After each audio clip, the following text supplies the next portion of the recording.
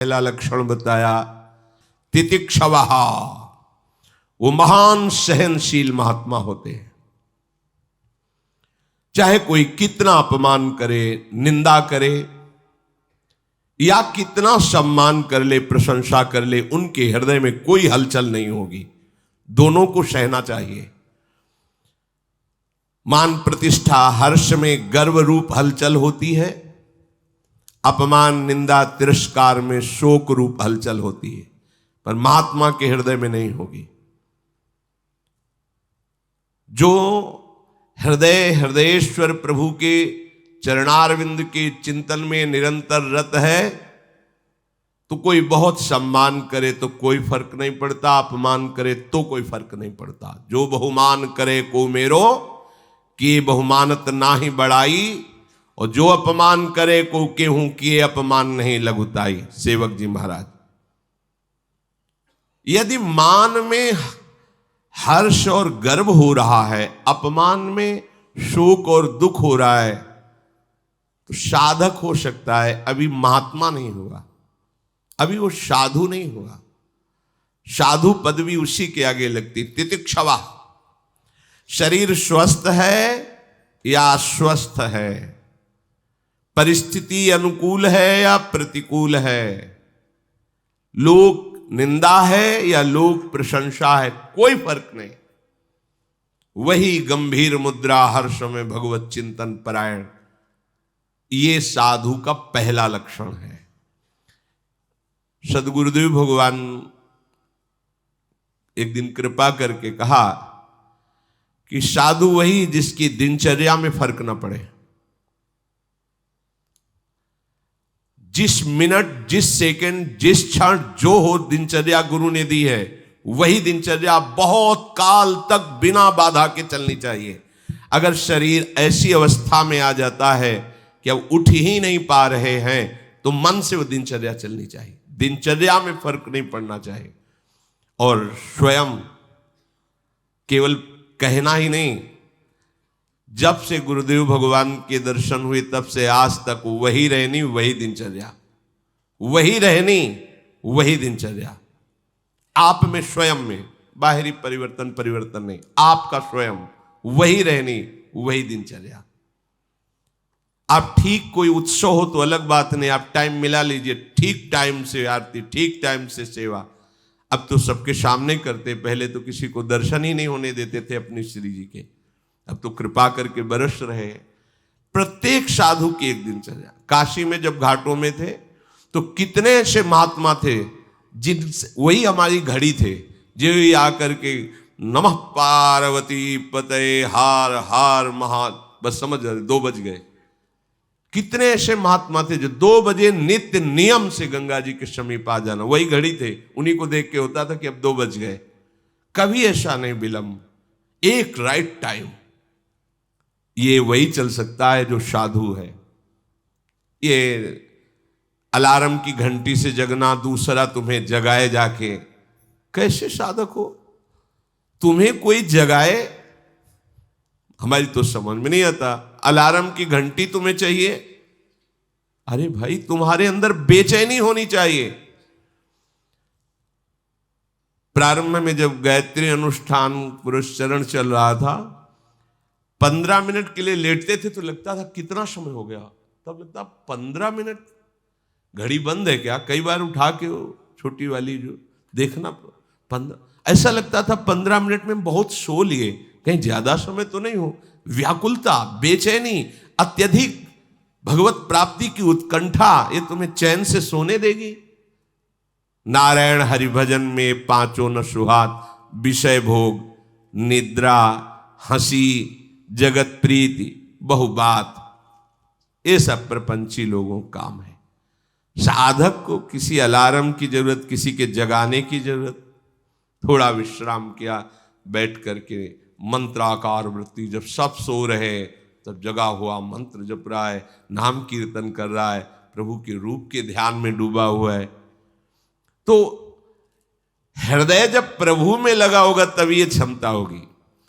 पूज्य श्री सीताराम ओंकारनाथ जी महाराज ऋषिकेश में, भाई जी बहुत बीमार थे, ऋषिकेश गए भाई जी से मिलने के लिए, तो सबने निवेदन कर दिया कि भाई जी तो अब नहीं मिल पाएंगे क्योंकि बहुत बीमार है, रजाइयाँ ऊपर शरीर में उड़ी, शरीर कांप रहा है, बुखार और भी कष्ट थे। तो उनका एक बार आप कह तो दीजिए जा करके, क्योंकि ये भी महापुरुष, बड़े नाम प्रेमी अद्भुत महापुरुष सीताराम ओंकारनाथ जी महाराज, नाम के अनन्य प्रेमी, और भाई जी भी नाम के परम प्रेमी। भाई जी से बताया कि श्री सीताराम ओंकारनाथ जी मिलना चाहते हैं, पर हमने मना कर दिया है कि आपका स्वास्थ्य, किसका स्वास्थ्य खराब है, तुरंत फेंकी रजाई, उठे चल दिए। साथ साथ टहलते हुए घंटों वार्ता, गंगा किनारे बैठकर वार्ता, फिर आए, जेवी रजाई उड़ी, फिर वैसे ही बुखार, फिर वैसे। साधु को कोई कष्ट परास्त कर दे, ऐसा कष्ट ही नहीं बना आज तक सृष्टि में, क्योंकि उनके हृदय में काल को भी शासन में लेने वाला भगवान नाम चल रहा है। इसीलिए कोई भी दुख सुख उनको परास्त नहीं कर पाता। उनको क्या, आप भी उसी नाम को हृदय में रखिए, फिर आप चमत्कार देखिए। अगर नाम चल रहा है, इसमें खुली बात है, और हृदय आश्रित है, तो कोई भी कष्ट परास्त नहीं कर सकता। भयानक से भयानक कष्टों का समय आया है, पर उस समय भी एक हृदय में ऐसा स्थान था जहां आनंद बरस रहा था। लौट के उस चुपचाप स्थान गुफा में बैठ जाओ, बाहर आग लगी लगने दो, हृदय आनंदित रहता। अगर आप हृदय को हृदयेश्वर प्रभु के चरणों में समर्पित नहीं किए, तो ये विकार ऐसे नहीं है कि तुम्हें बख्श दें। शरीर में जहां चोट लगी, पीड़ा हुई, मन वहीं लगेगा, मन वहीं लगा, परेशान हो गए आप। मन लगा है प्रिया प्रीतम में, शरीर सड़ रहा है, तो कोई फर्क नहीं। ऐसे साधु जो तितिक्षवः, ये केवल भगवद आश्रय से होता है, भगवत भजन से होता है, दूसरी इसमें कोई सिद्धि काम नहीं करेगी।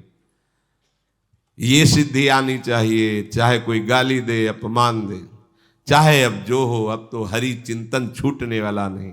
लागी लगन छूटे नहीं, जीभ चोच बर जाए, मीठो कहा अंगार में, जो चकोर चबाए। चकोर आग खाता है, चकोर को कपूर दे नहीं खाएगा, वो आग खाता है। क्यों? उसने सुन रखा है कि भगवान शंकर चिता की भस्म लगाते हैं, और चकोर को चंद्रमा से प्यार है, और चंद्रमा तक उसकी उड़ान नहीं है, पर प्यारे को प्राप्त करना है, तो कैसे प्राप्त करें? तो सोचा आग खाऊंगा, भस्म हो जाऊंगा, कभी महादेव जी कृपा करेंगे और हमारी चिता की भस्म लगा लेंगे ऐसे, तो वही मस्तक पर हम चंद्रमा विराजमान है द्वितीया का, प्रीतम से मिलन हो जाएगा। प्रीतम से मिलन की लालसा से चकोर आग खाता है, आग। वो भस्म होकर भी प्रीतम से मिलना चाहता है। वही परमार्थ का पथिक है जो हर कष्टों को रौंदता हुआ हरि की तरफ बढ़े। जो भगवत प्रेमी होते हैं वो लौकिक सुखों में अपने भजन के बल को नहीं लगाते हैं, लौकिक दुखों की निवृत्ति के लिए भजन बल का प्रयोग नहीं करते हैं। वो केवल भगवत प्राप्ति के लिए ही भजन करते हैं, इसलिए उनमें सब कुछ सहने की सामर्थ्य होती है। सखुबाई को खंभे में बांध करके डंडे से रोज पीटता था उसका पति। सास कितना दुर्व्यवहार करती थी, लेकिन एक क्षण के लिए भी विट्ठल का चिंतन कभी नहीं रुका। एक दिन देखा कि साधु मंडली जा रही है भगवान विट्ठलनाथ जी के दर्शन करने के लिए। विचार किया कि रोज कष्ट सहती हूं, बहुत बहुत और मार पड़ेगी, एक बार जाकर ठाकुर के दर्शन कर लेती इस मंडली के साथ। जो ही चली, किसी ने बता दिया, फिर पकड़ के पिटाई हुई, बांध दिया खंभे में, नहीं जाने दिया। कितना दुर्व्यवहार करते थे सखुबाई के साथ। वो कभी प्रभु से इसलिए नहीं रोई कि मुझे ऐसे परिवार में दे दिया आपने, नहीं। पति की सेवा, सास की सेवा, वो भोजन भी नहीं देती, मारती पीटती। अब तो खंभे में ही बांध दिया कि ये तो भाग जाएगी ठाकुर जी के पास।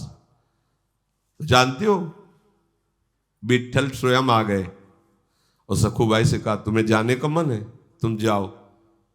बोले फिर पकड़ लेंगे। बोले पकड़ेगी तब ना जब सखू नहीं होंगी, मैं सखू बन के बंधता हूं, तुम जाओ। देखो सखुबाई बन करके आप बंध गए और भक्त को मुक्त कर दिया, जाओ। क्या है ये है साधुता। जरा सा कोई प्रतिकूल हो जाए तो कहते हैं हमारा भजन नहीं बनता क्योंकि परिवार के विरोध करते हैं। वहां तो रोज पिटाई होती थी, भजन छूटा। भागमती बाई, राजाओं का अधिकार था, कई रानी कर सकते हैं, तो नवीन रानी और दोनों में प्रियता, अब ये दूसरी रानी हो गई। और ये श्री नागरीदास जी महाराज जो बरसाने में रहते थे, उनसे सत्संग करती तो प्रिया प्रीतम के चरणों में प्रीति, संयम से रहते हुए हर समय राधा राधा। उसको बहुत, विषयी पुरुष को बहुत बुरा लगता है। जो विषयी पुरुष होता है वो भक्तों को देखकर जलता है, स्वाभाविक द्वेष होता है उनका। भक्त किसी से द्रोह नहीं करते, पर जो विषयी और पापात्मा जन होते हैं, इनके हृदय में दाह पैदा होती है उनको देख के, और वो सोचते हैं ये मर जाए, ये नष्ट हो जाए, इनका किसी भी तरह अहित हो जाए, उनकी चेष्टा होती है। वो रोज पीटते और कैसा बर्ताव करते, रात्रि में उनके ऊपर शैया लगाते और उसके ऊपर नवीन रानी के साथ खिलवाड़ करते। ऊपर सैया, नीचे भागमती बाई, पिटाई, कैसा दुर्व्यवहार। एक दिन मन में आया कि अब जब जगतपति से प्यार हो गया तो अब क्या, छोड़ करके सब आ गई बरसाने में, लाडली जी की शरण में। महान परमहंस श्री नागरीदास जी की कृपा से लाडली का साक्षात्कार उनको। कैसा कष्ट सहा मीरा जी, कैसा कष्ट सहा। रत्नावती जी का चरित्र कैसा, किसी भी महान भक्त का चरित्र। अगर आपके अंदर सहनशीलता नहीं है तो भगवत भक्ति कैसे कर पाएंगे आप। 4 लोग प्रणाम कर दिए तो फूल गए, कुछ लोग निंदा कर दिए तो रोने लगे, ऐसा नहीं। भरी सभा में तुम्हारी निंदा हो तो भी तुम्हें मुस्कुराना पड़ेगा, क्योंकि तुम्हारे भगवान तुम्हें पुष्ट करना चाहते हैं। अगर तुम थोड़ी बातों में, तो फिर बहुत बड़ा हमारा युद्ध है, छोटा मोटा युद्ध है।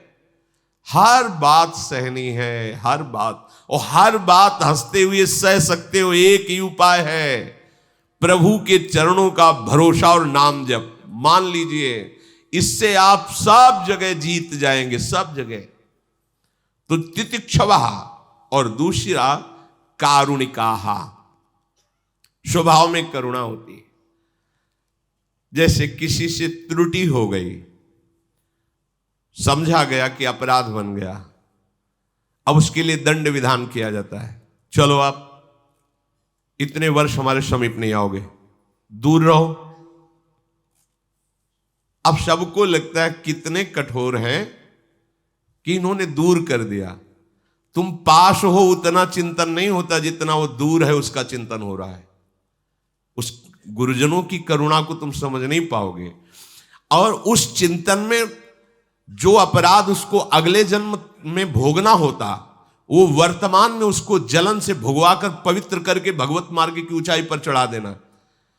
महापुरुषों की, गुरुजनों की करुणा को केवल भगवान या उस कोटि का महापुरुष ही जानता, दूसरा नहीं जानता। दूसरे को लगेगा कि दंड विधान कर दिया, क्या साधु क्षमा कर देते। क्षमा करने पर वो कर्म स्वतंत्र रूप से तुम्हें आगे नष्ट करता। और जब यहां दंड विधान हो गया तो किसी भी दंड अधिकारियों का अब अधिकार नहीं रह गया आप पर दंड देने का। जैसे आपसे कोई भयंकर अपराध बन गया और सभा में आपको अपमानित कर दिया, ए दुष्ट कहीं का तूने, अब किसी की भी कलम में ताकत नहीं हुई यहां से लेकर ऊपर तक कि उस कर्म का आपको दंड दिया जाए, क्योंकि वो फाइनल हो गया गुरु के द्वारा, अब नहीं होगा। इसीलिए गुरुजन कभी क्षमा नहीं करते, तत्काल दंड देते हैं, क्योंकि कोई और दंड ना दे दे। जैसे अपना बच्चा गलती करे और लोगों ने पकड़ लिया, अब मां बड़ी चतुर होती है, वो दौड़ के जाएगी, अच्छा ये है ही दुष्ट ऐसा है, और सबसे छुड़ा के वो अपना हाथ पकड़ के और ऊंचा हाथ करके मानो बहुत जोर प्रहार कर रही, और यहां लगेगा धीमे और खूब हल्ला मचाएगी, और इशारे से बच्चे से भी कहेगी रो डट के, जिससे सब लोग कहे अरे बहन जी रहने दीजिए, अब लड़का ही तो है, बोले तुम कहते हो तो छोड़ देते, चलो छोड़ दिया।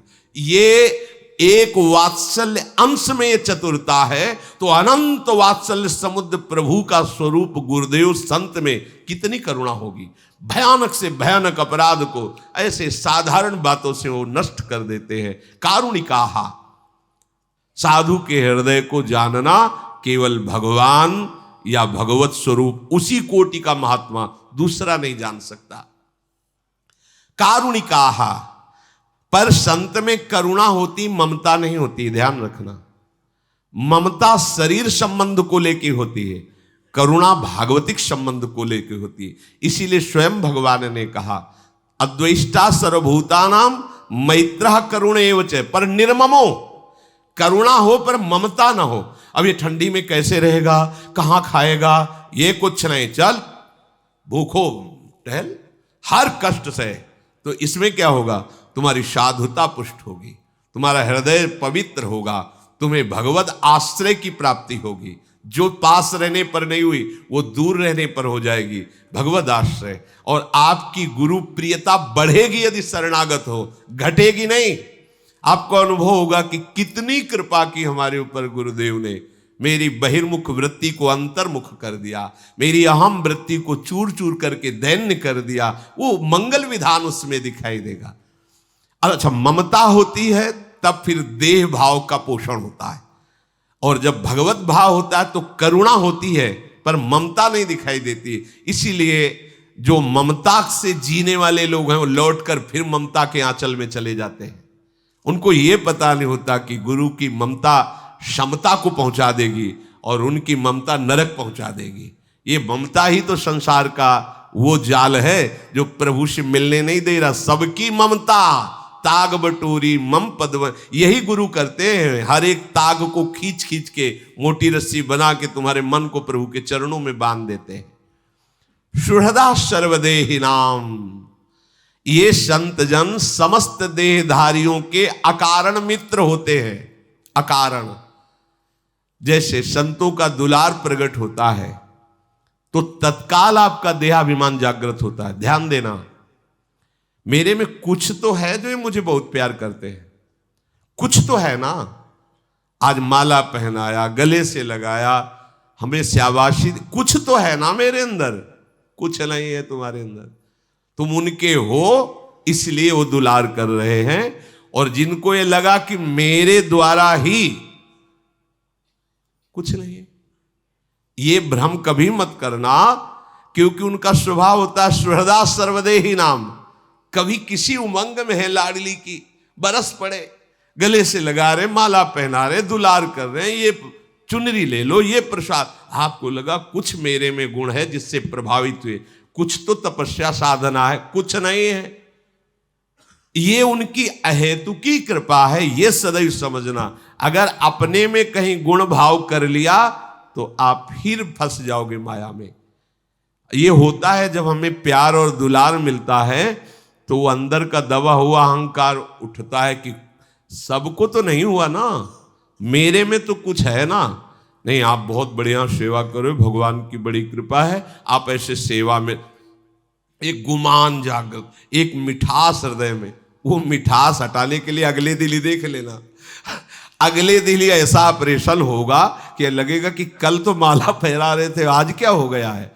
वो जो तुम्हारे अंदर उठा और अगर कृपा पात्र हो तो आपकी ग्रीवा झुक जाएगी कि मुझ अधम पर इतना दुलार, मैं तो किसी योग्य नहीं हूं, पर इतना गुरुदेव का प्यार और समर्पण, उधर से और प्यार, पर ये देहाभिमान बीच में बाधा खड़ा कर देता है।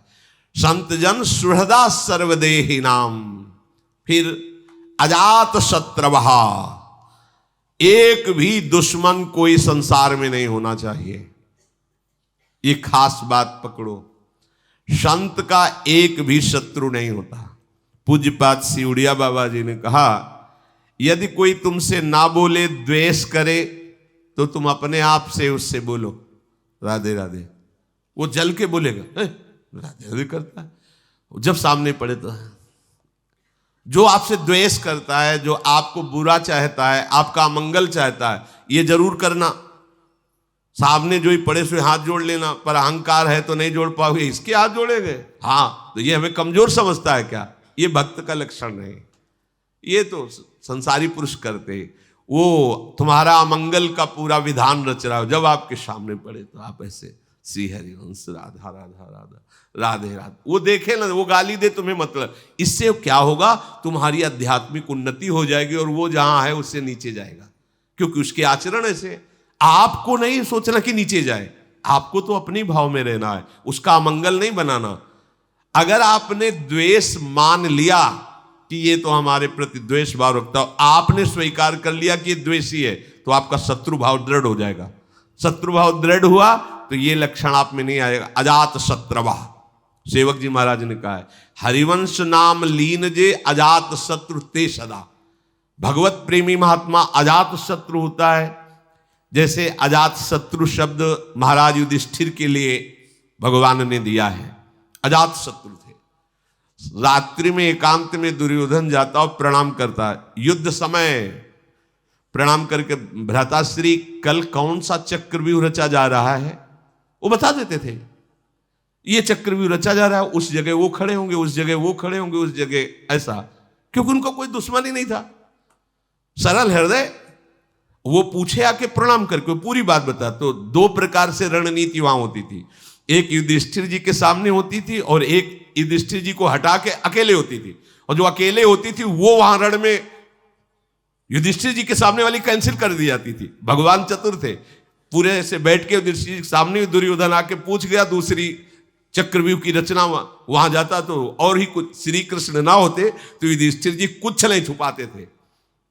तो शांताहा, भगवान कह रहे हैं जो भगवत शरणागत होते हैं वो शांत होते हैं। शांत का मतलब है किसी भी प्रकार से तुम्हें उत्तेजित किया जाए और तुम उत्तेजित ना हो, कोई किसी भी प्रकार की परिस्थिति लावे, घटना के उत्तेजित नहीं। और ऐसा होता है, आप तो देख ही रहे, संसार का ये नियम है, आप जब सत्य से चलोगे तो आपको 100 लोग वाह वाह करने वाले मिलेंगे, तो उसमें कुछ लोग ऐसे भी होंगे जो आपका विरोध करेंगे, आपको नीचा दिखाने की कोशिश करेंगे।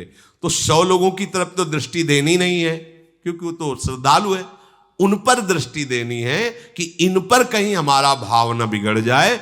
अगर एक भी व्यक्ति से भाव बिगड़ गया तो हम पूरी सृष्टि को भगवत स्वरूप कैसे देख पाएंगे, हमारा सवाल गलत हो जाएगा। एक हासिल भूल गए ना जोड़ना, एक हासिल लगाया और जोड़ना भूल गए तो पूरा सवाल गलत हो जाएगा। एक को हम शत्रु मानकर भूल गए कि ये प्रभु नहीं है तो पूरा सवाल गलत हो जाएगा, पूरी साधना फेल हो जाएगी, वहीं आके हमें अटकना पड़ेगा। एक जगह ममता कर ली, पूरा सवाल गलत हो गया, हिरण बनना पड़ा। आप देख लो, ऐसे ही हमको इस जन्म में कोई सवाल में हासिल नहीं छोड़ना है, हर हासिल हमें जोड़ना है, हमें उस पर भी अपना भाव रखना है कि मेरे प्रभु ही हैं। इसलिए शांताहा, शांत रहो। पूज्यपाद सिउड़िया बाबा जी महाराज कहते हैं, जैसे तुम्हारे सामने कोई विदेशी भाषा में तुम्हें गाली दे तो अपने तो हंसेंगे, क्योंकि पता नहीं क्या बोल रहा है, उर्दू में बोले, अंग्रेजी में बोले तो हम तो नहीं समझ पाएंगे, हंसेंगे। ऐसे ही तुम्हारी भाषा में तुम्हें गाली दे फिर तुम हंसो, तुम आत्मा। तुम्हारी भाषा में तुम्हें निंदा करे फिर तुम मुस्कुरा के चले जाओ। ऐसी हृदय में शांति होनी चाहिए, अशांत नहीं होना, क्योंकि हमारे भगवान का स्वरूप शांताकारम, तो उनके भक्त का स्वरूप भी शांताकारम। साधवा साधुभूषणा, संतों का आभूषण है सरलता। सरलता जो वाणी में वही हृदय में वही चेष्टा में, इसे सरलता कहते हैं। कपट वाणी से कुछ और बोल रहे, हृदय से कुछ और है, आचरण में कुछ और है, ऐसा संतों का बर्ताव नहीं होता। जो उनके हृदय में होता है वही वाणी में होता है, वही उनके आचरण में होता है। अगर ये तीनों ना मिले तो साधु शब्द नहीं लगेगा उसके आगे। साधु शब्द वाणी में कुछ और, चित्त में कुछ और, आचरण में कुछ और, तो साधु शब्द नहीं लगेगा।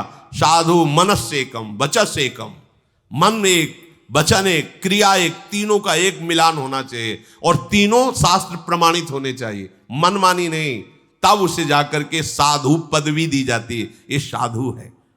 देखो, हमें सदैव ध्यान रखना है कि कपट पूर्ण बर्ताव मेरे प्रभु को अच्छा नहीं लगता। मोहि कपट छल, यही कपट है। वाणी से कुछ और बोल रहे हो, हृदय में तुम्हारे कुछ और है, आचरण में तुम्हारे कुछ और है। साधवा साधुभूषणा, अब प्रभु जो आगे बात करे बहुत मंगलमयी, जो भगवान जिन संतों के प्रति कह रहे कि समर्पण मात्र से भगवत प्राप्ति हो जाती है, मयि अनन्येन भावेन भक्तिम कुर्वन्ति ये दृढ़ाम मत कृते त्यक्त कर्माणस त्यक्त स्वजन बांधवाः। स्पष्ट आज्ञा है, जो केवल मेरे में ही अनन्य भाव रखते हैं। चर्चा कुछ भी हो पर हृदय समर्पित कहां है, ये बात देखी जाती है। महापुरुषन ने सब रस गायो देखनो, ये है कि उनको हियो कहां ठहरानो। जरूरत पड़ी तो रामायण बोल दी, जरूरत पड़ी तो विनय पत्रिका बोल दी, जरूरत पड़ी तो भगवान शंकराचार्य की बात, अमुक महापुरुष की बात, पर देखनो यह है कि इनको हियो कहां ठहरानो, इनका हृदय कहां स्थित है। तो एकमात्र श्यामाजू के गोरे चरणारविंद में, अपने आराध्य देव के चरणारविंद की निष्ठा ये केवल साधु में ही होती है, दूसरे में नहीं होती। अब दूसरा चाहे वो पैंट शर्ट में हो चाहे भेष में हो, अगर साधुता है तो अपने आराध्य देव का अनन्य है। वो गृहस्थ में भी हो सकता है, वो विरक्त में भी हो सकता है। अगर अपने आराध्य देव का अनन्य भाव नहीं है तो चाहे विरक्त हो चाहे गृहस्थ, वो साधु नहीं है। भगवान कह रहे मयि अनन्य भावेन भक्तिम कुर्वन्ति ये दृढ़ाम, दृढ़ता पूर्वक मेरे में अनन्य भाव पूर्वक जो भक्ति करता है वो साधु है। आगे कह रहे मत कृते त्यक्त कर्माणस, जितने भी कर्म हैं वो मेरे लिए त्याग देता है। त्याग देने का मतलब यहां समर्पण है। त्याग देने का मतलब आज से हम कोई कर्म नहीं करेंगे, यह प्रमाद है। कर्म को प्रभु के चरणों में समर्पित करना, इसे त्यक्त कहते हैं, इसी को संन्यास कहते हैं। ये तो सर्वाणि कर्माणि मयि संन्यस्य मत पराहा, संन्यास माने मेरे को अर्पित करके, त्यक्त माने मेरे को अर्पित करके।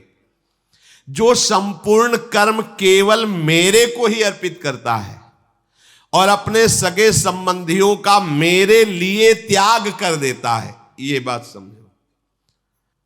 जब तक मेरे लिए सगे संबंधियों का त्याग, महाप्रभु हरिवंश चंद्र दूरादपास्य स्वजनान, क्योंकि भाई बहुत जन्मों से हम राग में जी रहे हैं। अगर हमें प्रभु से प्यार करना है, इसी जन्म में मुमुक्त तो होना है, तो अंत ही तो ही तजेंगे पामर तू न तजय बही से। गुरु का आश्रय छोड़कर, भगवद आश्रय छोड़कर मरण धर्मा शरीरों का आश्रय लिए हो, कितने दिन टिकेंगे? कितने दिन पेंशन आएगी? कितने दिन रुपया तुम्हारे हृदय को शांत रखेगा?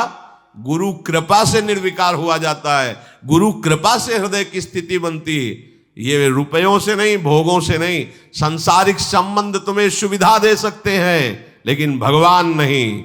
गुरु तुम्हें सुविधा नष्ट करके परम सुख श्री हरि चरणारविंद का आश्रय देगा। ये किसी को चाहिए नहीं।